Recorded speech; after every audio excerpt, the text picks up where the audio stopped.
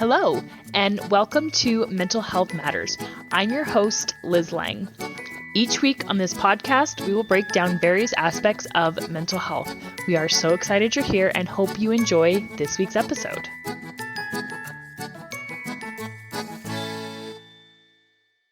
Hey guys, Liz Lang here with Jeremiah and Selena Woodruff from Core Connection. And this week we are going to get into managing your own emotions. So how parents can manage their emotions. And I think it's important to say from the start that this isn't about pretending our emotions away. This is about learning to cultivate a better response. And it can be a big struggle because kids say and do a lot of things that trigger us. Then getting that response right is something that every parent has and will continue to get wrong, which is okay. For example, an example we've used before, let's say your kid backs the car into the garage. That's going to make you angry and that's going to make you frustrated. And that's a very normal response. But what can we do to better handle that response in the moment? Even if it's just saying, you know what, I'm frustrated about this. I need to take 5 and calm down. So tell me your initial thoughts on why it's important to manage our own emotions. Well, there's a lot of great reasons to manage our own emotions for our own well-being, of course, as parents is one of those. But another piece of that is modeling for our children how to be emotionally resilient and emotionally mature.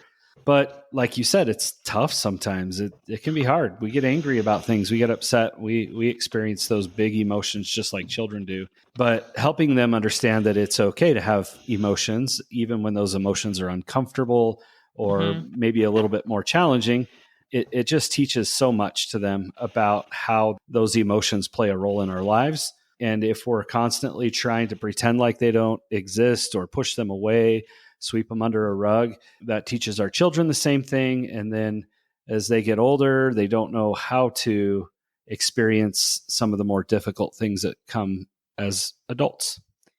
You ask why we're going to do this. I'll tell you why. You do it for yourself. How do you want to experience life? So another thing to consider too is your reactions can also determine the type of relationship that you have with your kids. Because if your kid knows that they can come to you and say, I screwed up and I screwed up pretty bad. And if you're going to be level-headed, they're more likely to come to you and they're less likely to hide things from you. Whereas if you are the type of parent who blows up and makes this big, huge deal about it, they're not going to want to come to you. They're going to be afraid to come to you because they're going to be afraid of that big emotional response. And you can have that big emotional response. It's normal and it's okay. But if you respond with anger, it's going to shut them down. Whereas if you respond with, okay, let's talk about this or tell me more about this, then they're going to be much more willing to come to you in the future. Yeah, and kids are going to test you, and they'll say, you know what, I'm going to give them this little piece and see how they respond. And I can tell you, we've had clients that, as young adults, that might say something like, oh, I learned that I can't trust my parents with this kind of stuff, so I can't talk to them because, when I told them this, they freaked out, they yelled, I got in trouble, whatever the case may be. And when that happens, they decide and determine in their minds that, hey, I can't trust mom or dad or both with big things. So when the next big thing comes up, they're going to go somewhere else for that emotional download or whatever you might want to call it. They're going to look to other sources. And sometimes those sources aren't going to be the best for them, but it's what they feel like they have. And so as our kids watch us and they feed us little bits of information, they're testing to see how we're going to respond. And I know it's tough. I'll raise my hand right here. I'm guilty here. It's difficult. I don't always use a level head when I have a conversation with my children. And that's definitely made it challenging at times for them to be able to communicate when something bigger is happening. And they may be afraid that, hey, dad might get upset at me when I tell him, that I back the car into the garage. And so, maybe some real world experiences from me and maybe some of you can learn from my poor choices in life, but it definitely will affect the way they respond to you when you're responding in ways that aren't healthy. And it doesn't even have to be something from them. They're watching, they're seeing, they're experiencing how you're handling the ebbs and flows, the ups and downs and challenges of life. Mm-hmm. Right, exactly. And one of the things that you guys have stressed before is connection before correction. And that applies whether your kid has come to you or maybe you found something out or maybe they've made a mistake and it's not something they can hide. So good example, let's say your teenager, they come home drunk. And obviously this is not okay on a lot of levels. For one, it's illegal. It's very bad for their development. And hopefully no parent is just going to say, oh, well, all right. Okay, cool. You did that. Probably wasn't a good idea. Let's not do it again. Okay. And that's the end of it. That obviously warrants a pretty serious conversation and a pretty serious discussion. And again, you're probably going to be in this mode of, I cannot believe they did this, and possibly even really mad. And again, it's okay to feel those emotions, but you need to think of it from, okay, what kind of experience do I want to make this for both of us? And I think your best bet is to say, let's let you sober up before we have a conversation about this, because if your kid is drunk, it's not going to be very productive and you don't even know if they're going to remember it. So step one in that instance is maybe wait until the next day. And maybe step two is what you already said before, is having that cooling off time. You don't have to put out the consequences or punishments right at that moment. But I think taking the time, if you are experiencing and having those thoughts, that you would take the time to have a cooling off time for yourself too, to be able to be in the place that you want to be when you have that conversation. Yeah, that break is good for both sides. And, maybe there are some parents who are listening who have no issue with their kid coming home drunk, and that's your decision as a parent, right? Right. But for those who may feel differently, that can be a very emotionally charged interaction. And I think we do get used to this idea of we've got to handle this right now and let's just deal with it. So it can be difficult to just put a pin in it and say, hey, go sleep it off. And then, figure out where you want to be, what headspace you want to be in, and then begin that conversation. And I think you can do that with pretty much anything. Like, let's say your kid has made another huge mistake that was, that was clearly a big deal and a clear violation of boundaries that are not okay. And, and you're really mad and you're really frustrated. And it's okay to say, I'm aware that this happened. I know you did this. We're going to discuss this tomorrow, or we're going to discuss this at X time. It is totally fine to say that because you need to be in a good headspace. So, and I think it's good to do that anytime that you need to, or maybe even as much as possible. So that way you're prepared for how you want to handle it. And then they're also prepared to, express themselves and to get their thoughts in order so that everybody can have a calm conversation rather than them just saying, oh, well, I did it because of this, this, this, and this. Right. And so just everybody having cooler heads. So I have a good example of this. Curtis and I recently, or in the last couple of weeks, we heard something about our daughter, and we heard it through the grapevine, right? It was like a fifth-hand story about her. And it was something that we knew we needed to address, but there was no immediate danger. And so, I heard about it from someone, and then I told Curtis, and I'm like, clearly we need to address this, but let's just sit with this for a few days. And let's just process this before we go to our daughter about this, because we need to be in the proper headspace. And it's okay to do that as long as there's no questions of safety, right? Obviously, that's got to be the first priority. Of course. Absolutely.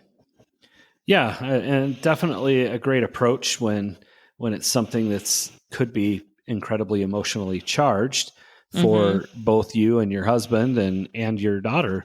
And so that space to just wait, process on your own, figure it out, where are we at, how do we want to approach it, and then move forward. So now might be a good time for me to just quickly explain the model that we like to use to help you recognize that those emotions that you're experiencing are coming from what you're thinking. And if we want to go back to the example of your kid coming home drunk, as Jeremiah said, there might be parents that don't think that's a problem.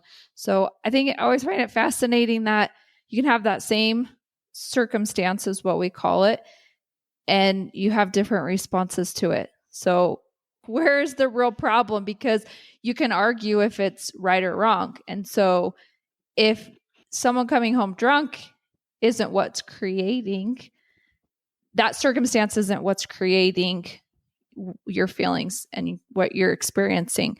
So creates the feeling. So just to go over the model real quick, you start with circumstance. So in this situation, we could say your kid comes home drunk, right? So your thoughts about that circumstance is what creates your feeling. And from what you're feeling, that's how you're going to act. So your action, and then your action is your result. So what you do is your result. So your thoughts are what create your result. And so if you want a result of, not connecting with your kid and being upset and punishing, then your thought would probably be something along the lines of, who do they think they are? Why are they doing this? This is so dumb, that kind of thing. Mm-hmm. And so if you want to change what your action is, you change what your thoughts are.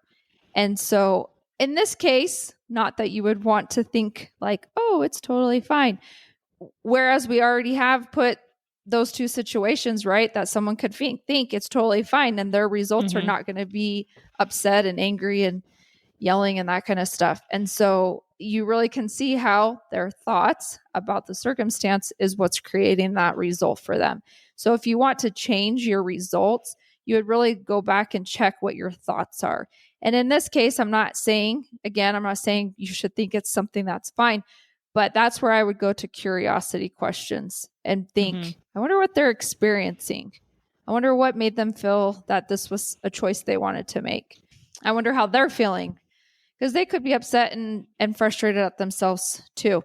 When we go back to our thoughts in any situation that we have, the circumstance, what we call it, you can see how helping yourself with those thoughts is going to create the results. So if we're going to talk about managing our emotions and managing where we want to be, then we need to go back and think about our thoughts and what we're thinking about the situation. And again, can be something like, I'm really frustrated and this is wrong. And that's when we would want to say, hey, this is not how I want to respond. I don't want to react this way. I want to give some time. So let me cool off so that I can get my thoughts to where I want them to be. And I think that can start with rehearsing. So you take a situation that you know you're going to be uncomfortable with your kid. Like maybe your kid hasn't come home drunk, but rehearse that in your head. How would I react to that situation? Or maybe they get brought home by the police because they were in a high-speed car chase. Okay, I can't imagine any parent being okay with that, right? So imagine, how would I react to my kid doing something that drastic, that dangerous, and that reckless? So you can go over these scenarios in your head to kind of help you get a better grip and a better hold on your thought process and your emotional reaction to those kinds of big instances. Well, and absolutely. And it also can do smaller ones, or what I might feel like is smaller, but I could say, okay, what happens when my kid is failing a class? That might not be a big deal to somebody else, but it could certainly be a big deal to me and seem like something that is really overwhelming. Yeah, absolutely. Another big one that I think parents can face that can be really difficult, and I think part of the reason why this comes to my mind is because I am a religious person, is that if your kid comes to you, or if your kid decides they no longer want to be part of your faith, or they no longer want to follow the belief system that you have raised them in, whatever that is. And it doesn't have to be religion. It could be any sort of belief system or values that you have taught them, and they decide those values aren't for me. Those values aren't what I believe in. And kids are going to do that eventually in some degree or another.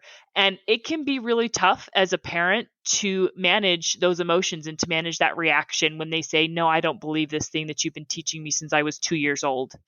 And I think one of the things that parents do is they internalize it. What did I do wrong? Where did I go wrong as a parent that my child no longer believes this?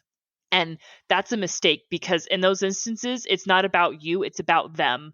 It's about their process, their emotions, and how they've come to this decision. And so I think in those instances, the best way to handle it is going to start with, as Selena pointed out earlier, come at it from an area of curiosity rather than just saying, but that's wrong. And you know that's wrong. I've taught you your whole life. This isn't right. Come at it from, okay, tell me more about this. How did you come to this decision? What are your thoughts? What are your beliefs? And coming at it from curiosity, that's going to build connection, and that's going to open the door for discussions.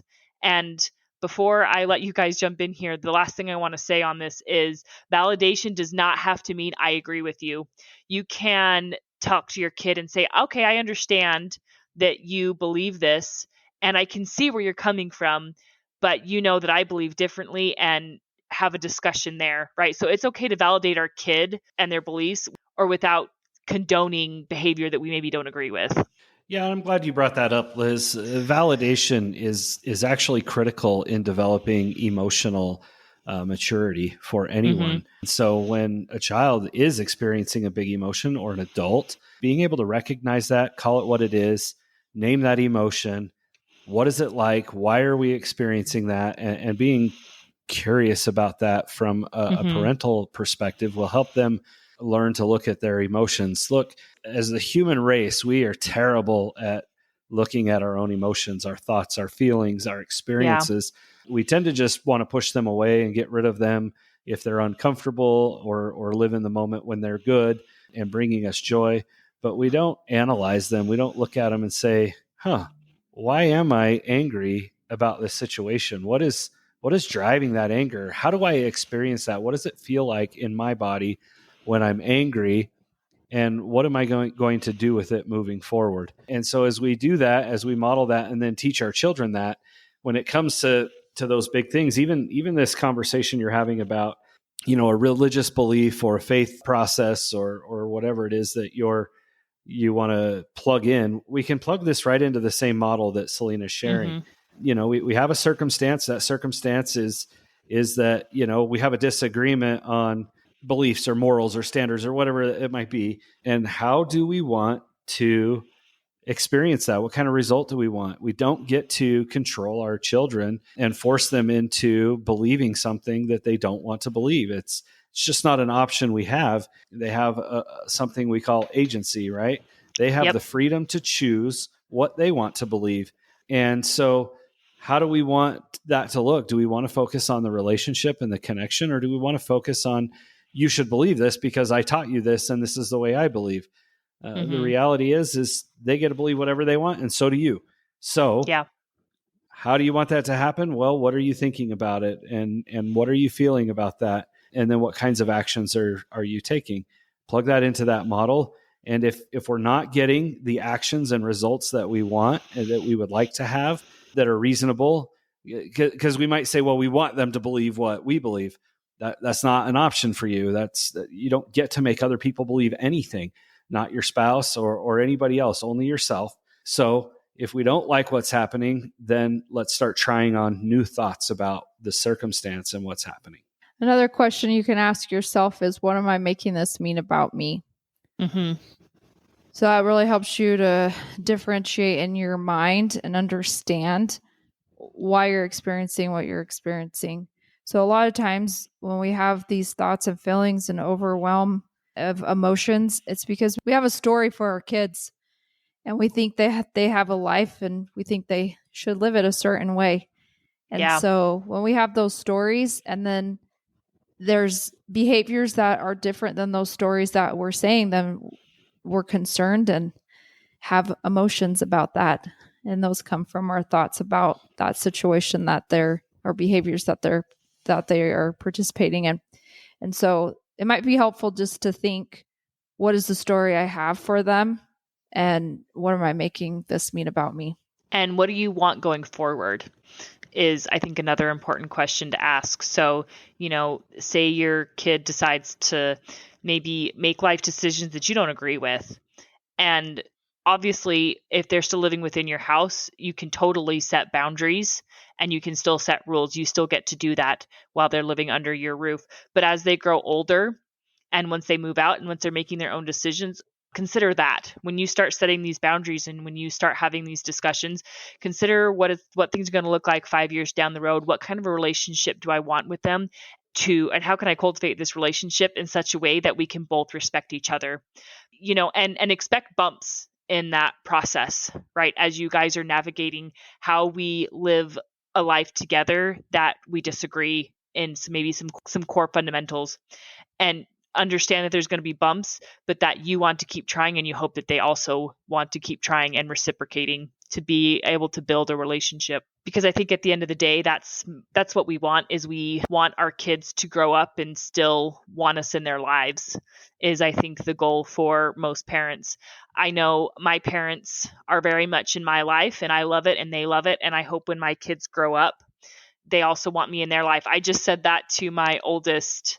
I said this to her a couple weeks ago because we were discussing some boundaries that we set and she didn't agree with them.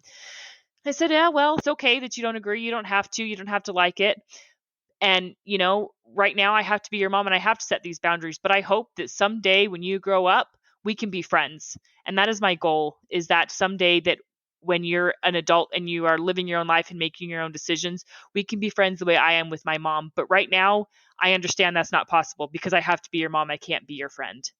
And maybe this is a good time to discuss the difference between being a friend to your child and being friends with your child, and maybe just touching on it kind of briefly, because being a friend to your child, I think you should be. Play with your child, take an interest in them, be a friend to them, but you can't be your child's friend, because being your child's friend implies that maybe you might be giving them too much freedom and you have to be the disciplinarian. And sometimes that can be hard to do, but that's your primary job as a parent. Yeah. And maybe, Liz, another way to think about this is that those friendships and relationships with our children are fluid. And they're moving, and in some settings we may have to play a bigger role of enforcing boundaries or discipline, maintaining order and appropriateness in our homes. But there may be other times where we get to move more into that role of friend and just being able to spend time together. And I think that the real principle that we've already mentioned today, and that you'll hear us drill into this podcast over and over again, is connection before correction, right? And maintaining that connection.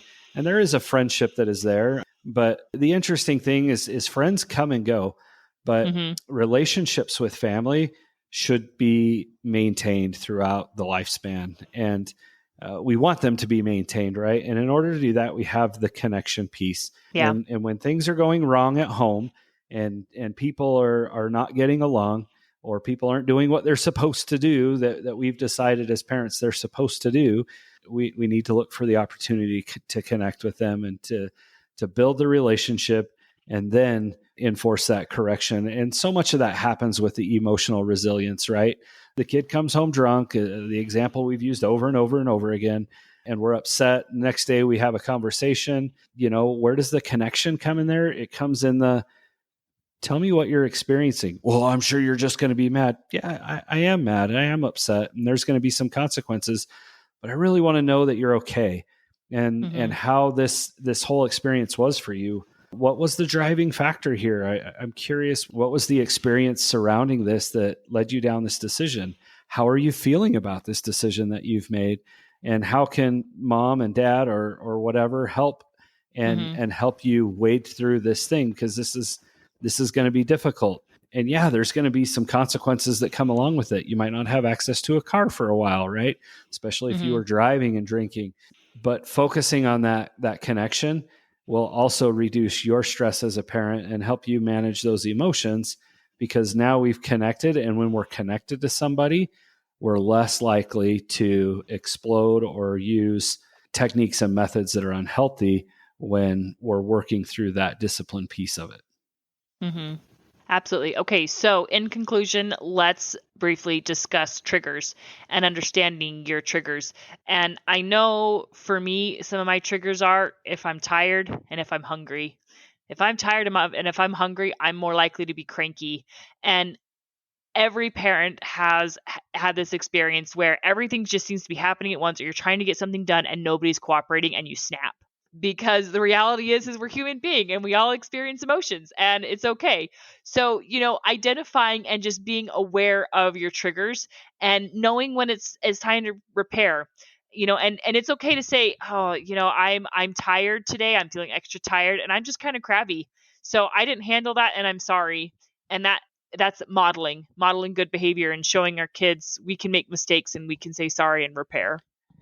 Yeah, and Liz, the first step, like we've already talked about in all of this, is being emotionally mature yourself and learning to identify those emotions. Identifying them helps us put a name to it and helps us to be curious about it for ourselves and what we're going through. And then we can start to recognize, hey, when I'm hungry, my fuse is a little bit shorter. Or when I'm lonely and feeling lonely because maybe dad's been out of town for, a couple of weeks for work or whatever, and I know I'm more likely to blow up. Or when we've had compounding issues throughout the day or throughout the week, maybe just that one last thing just put things over the top for us.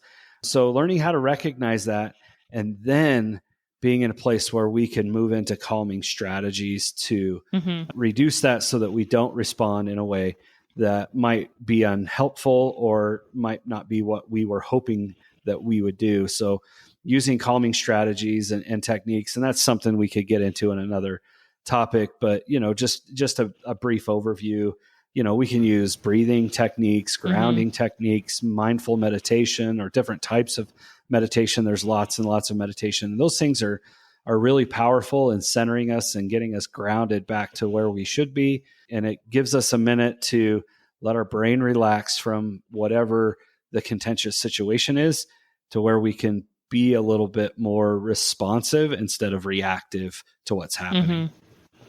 Yeah. I want to offer a thought that's helpful. When things are happening, if you could maybe just go to the thought of this is normal. Our kids are going to experience things in life. They're going to make choices that we don't like. And if we just have the thought, this is normal, this is part of raising kids, this is what it's supposed to be, I think it helps you be able to open your mind to see how you can work through those challenges that may come up. Yeah. And maybe one last thought from me on this topic is that as we're going through this process, if you're realizing that, whoa, man, I'm really struggling to recognize and work through these emotions because I haven't learned how to do that yet, as a lot of us haven't, and that's super normal and it's totally okay. It might be a good time to look at getting some therapy, getting some counseling to help you work through that emotional resilience piece of your life, and to identify the emotions and to learn the techniques and processes of reducing those emotions or managing them in a way that is healthy and appropriate so that you can be that emotional model for your children. And teach them the tricks you're learning. And if your kids start parroting it back to you, you're doing it right. My 5-year-old loved to tell me, Mom, take a deep breath. That's his favorite thing to tell me is Mom, take a deep breath, which helps me, or at least it reassures me that I'm teaching my kids some sort of emotional regulation.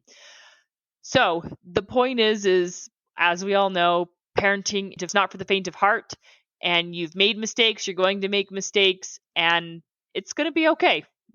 Kids are resilient, you're resilient, and it's never too late to start building connection and to move into repair when need be. Yeah, so right now is a great time to go figure out one of these self-regulation strategies. Go choose one. And if you're a parent, you'll have an opportunity in the next week to practice it. So learn about it first, take the opportunity to practice it and see what happens for you. Look at that impact, see what happens in your home as you utilize a strategy for managing and regulating your own big emotions. Yeah, maybe you'll have an opportunity in the next hour. That is entirely plausible with little humans because they are really good at pushing buttons. Okay, so next week we are going to lighten things up, and it's going to be a really fun episode. We're going to do funny kid stories because kids say and do things that are absolutely hilarious and sometimes wildly inappropriate, and that just makes it all the more funny. So we hope you all enjoyed that, and we will see you next week. Have a question? How about a topic you'd like us to cover? Send us an email at mentalhealthpod21@gmail.com.